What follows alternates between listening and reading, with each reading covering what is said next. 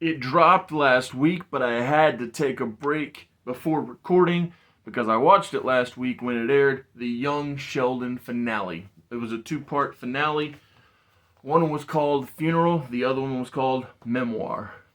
But, like I said, I couldn't record immediately after viewing, especially Funeral. My goodness, Funeral was heavy. For anybody who's watched Young Sheldon, you know that George Cooper is a good father, or was a good father, and a good man. While not perfect, he did not succumb to what Sheldon believed that he did when Sheldon came into his parents' bedroom. I won't say unannounced, but not without knocking 3 times. And in reality, his dad was not cheating. It was just him and his mom having a fun time.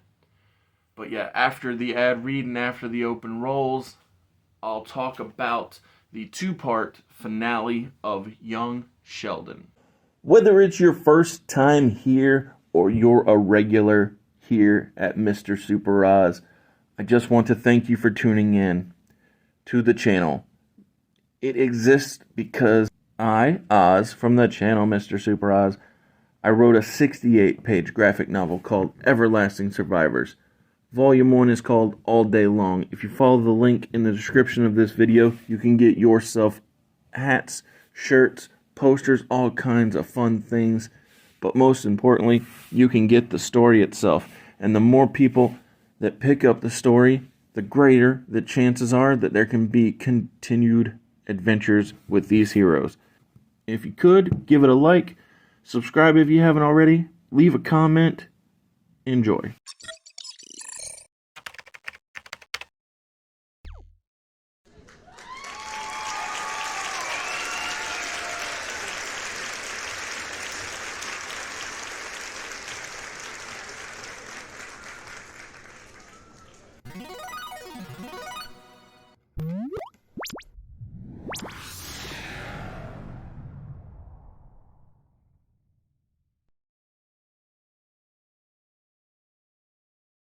How do you summarize a spectacular prequel to a lackluster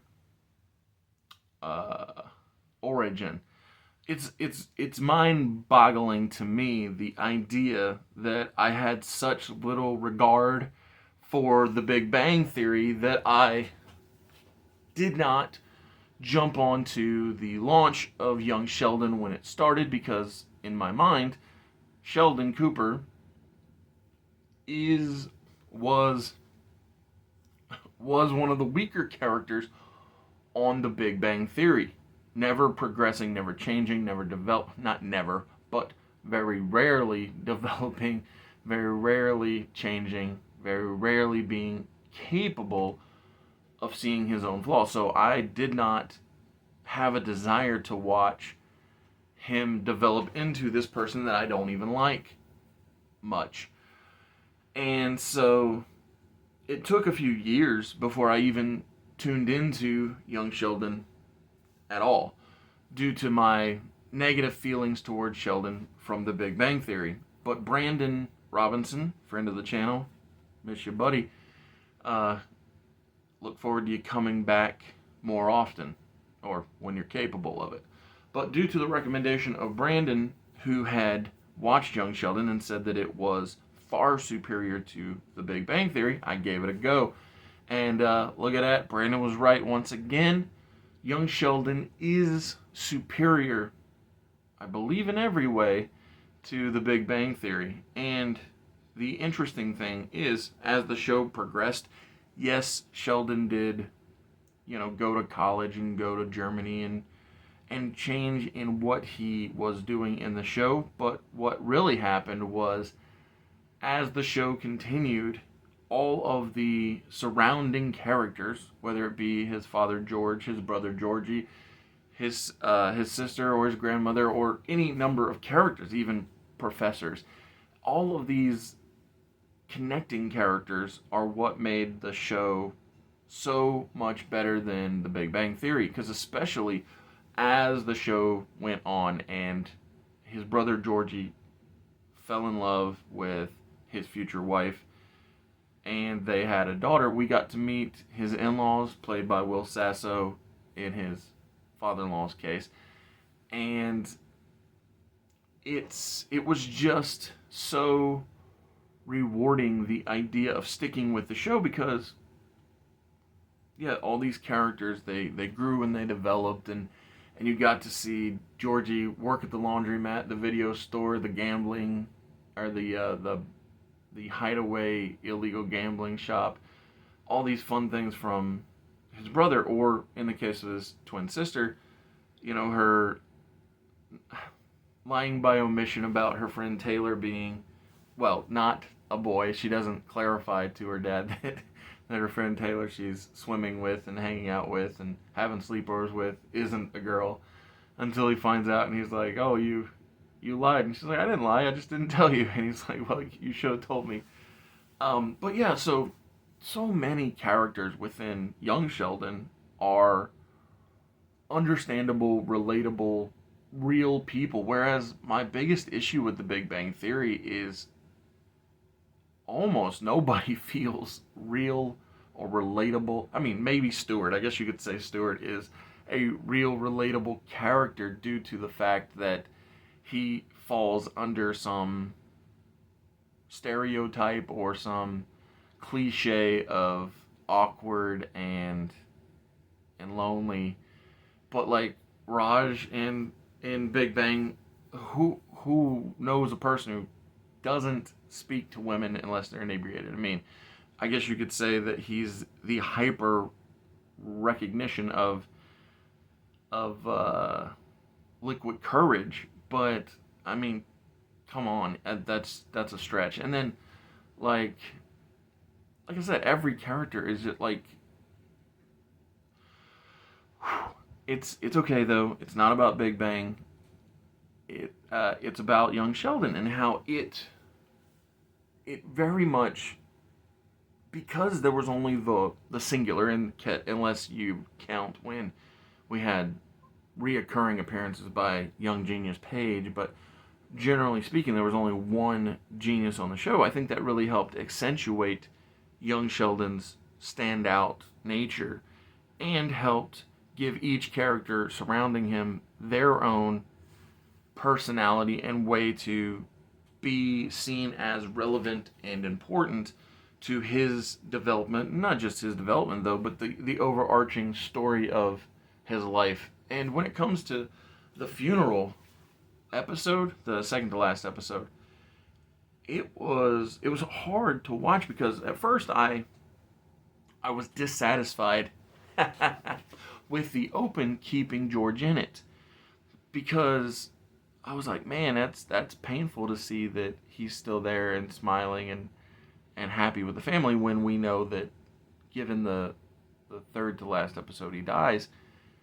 It was painful to watch, because it's like, oh man, you probably just shouldn't have played it at all, was my thought. But then we watch as the episode plays out, and Sheldon keeps replaying the last moments that he had with his father, and it made it make sense why George was still in the open of the show, because while we watched every member of the family struggle with their loss, we got to experience Sheldon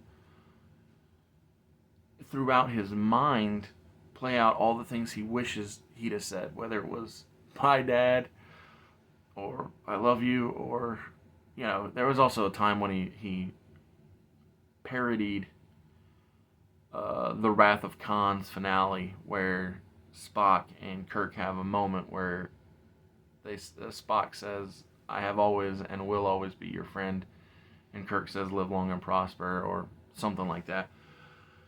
But it made George being a part of the opening sequence, "I'm a Mighty Little Man" song, make sense. And then when you get to the memoir episode, the literal final episode, where it's revealed what has been the suspicion the whole time, which is Sheldon is telling his life story in a book, and which is why it makes sense why Jim Parsons would do voiceovers throughout young Sheldon, explaining things to the viewer.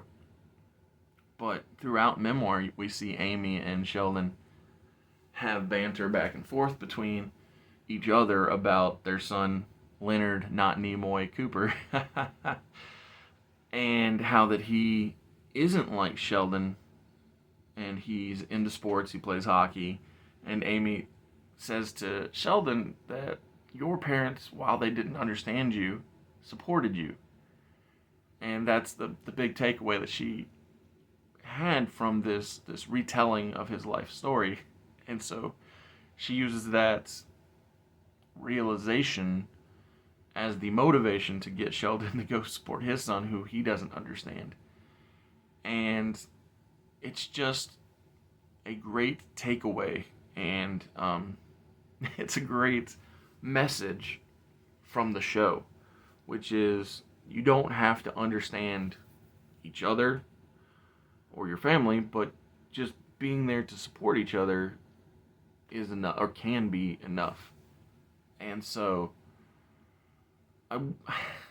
if we do the whole watch, don't watch, I definitely say Young Sheldon is worth a watch. And I strongly look forward to watching Georgie and Mandy's First Wedding, the spinoff series from Young Sheldon, because Georgie was one of my favorite characters early in Young Sheldon, and I love the idea that he and Mandy are getting their own series. And I hope that every supporting character from Young Sheldon gets new life in Georgie and Mandy's First Wedding.